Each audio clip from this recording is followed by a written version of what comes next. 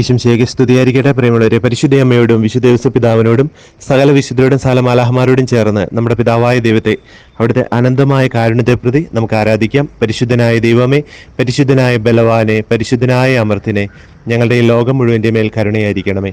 പ്രിയമുള്ളവരെ, ഇന്ന് വിശുദ്ധ ഫൗസ്റ്റീനായുടെ ഡയറി കുറിപ്പുകളിൽ നിന്ന് നമ്മൾ 588 സന്ദേശം വിചിന്തന വിഷയമാക്കുകയാണ്.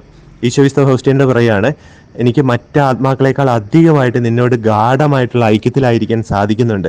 അതിൻ്റെ കാരണം എന്താണെന്നറിയാമോ? നിനക്ക് എന്നോടുള്ള അഗാധമായ സ്നേഹവും നിന്നിലുള്ള അഗാധമായ എളിമയുമാണ്. ദൈവം ഏറ്റവും അധികം സംപ്രീതനാകുന്ന, അല്ലെങ്കിൽ ദൈവത്തെ ഏറ്റവും അധികം പ്രസാദിപ്പിക്കുന്നത് ഒരാത്മാവിൻ്റെ എളിമയുടെ അവസ്ഥയാണ്. എന്തുകൊണ്ടാണ് എളിമ ഏറ്റവും പ്രസാദിപ്പിക്കുന്ന ഒരു ആത്മീയ അവസ്ഥയായിട്ട് മാറുക? കാരണം എളിമയിൽ ജ്ഞാനമുണ്ട്. ആ ജ്ഞാനത്തിൻ്റെ തെളിവിൽ ഒരാത്മാവ് മനസ്സിലാക്കുകയാണ്, ദാനമായിട്ട് കിട്ടിയതല്ലാതെ മറ്റൊന്നും എന്നിലില്ല. അപ്പോൾ ദാനമായിട്ട് കിട്ടിയതല്ലാതെ മറ്റൊന്നും ഇല്ല എങ്കിൽ അവൻ്റെ ജീവൻ പോലും, അല്ലെങ്കിൽ അതിൻ്റെ ജീവൻ പോലും ദൈവദത്തമാണ്, ദൈവത്തിൻ്റെ ദാനമാണ്. അവന് ഉള്ള, അല്ലെങ്കിൽ അവൾക്കുള്ള രക്ഷ ദൈവത്തിൻ്റെ ദാനമാണ് എന്ന് തിരിച്ചറിയുമ്പോൾ ആ ആത്മാവിൽ എന്താ സംഭവിക്കുക?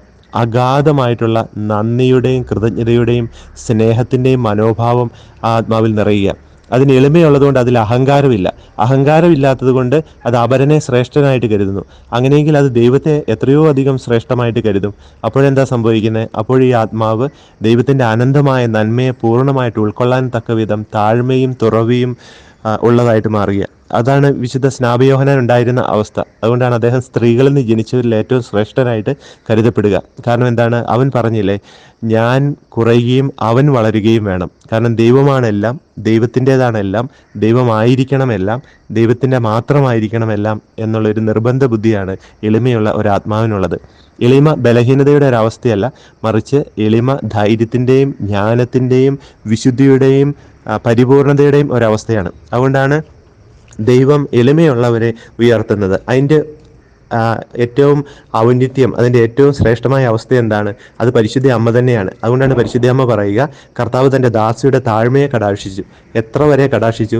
സ്വർഗത്തിൽ നിറങ്ങി അവളുടെ ഉള്ളിൽ നിന്ന് മാംസം സ്വീകരിച്ച് അവളുടെ മകനായിട്ട് പിറക്കുവാൻ തക്കവിധം അവളെ ദൈവമാതാവാക്കുവോളം അവൻ പ്രസാദിച്ചു. അപ്പം നമുക്ക് നമ്മുടെ ജീവിതത്തെ പൂർണ്ണമായിട്ട് ജ്ഞാനത്തിൻ്റെ അരൂപിക്കായിട്ട് വിട്ടുകൊടുക്കാം, എളിമയുടെ അരൂപിക്കായിട്ട് വിട്ടുകൊടുക്കാം. ദൈവത്തോടുള്ള അഗാധമായ സ്നേഹത്താൽ നിറയാനായിട്ട് നമ്മുടെ ജീവിതത്തിൻ്റെ സർവസ്വവും നമുക്ക് വിട്ടുകൊടുക്കാം. നമ്മുടെ ഹൃദയത്തെ പൂർണ്ണമായിട്ട് അവൻ തന്നെ തുറക്കട്ടെ, അവൻ തന്നെ ആവസിക്കട്ടെ. ഈശോയെ, ഞങ്ങൾ അങ്ങയിൽ ശരണപ്പെടുന്നു. നമ്മുടെ കർത്താവായ ഈശോ മിശിഹായുടെ കൃപയും പിതാവായ ദൈവത്തിൻ്റെ സ്നേഹവും പരിശുദ്ധാത്മാവിൻ്റെ സഹവാസവും നമ്മെല്ലാവരോടും കൂടെ ഉണ്ടായിരിക്കട്ടെ, ഇപ്പോഴും എപ്പോഴും എന്നേക്കും.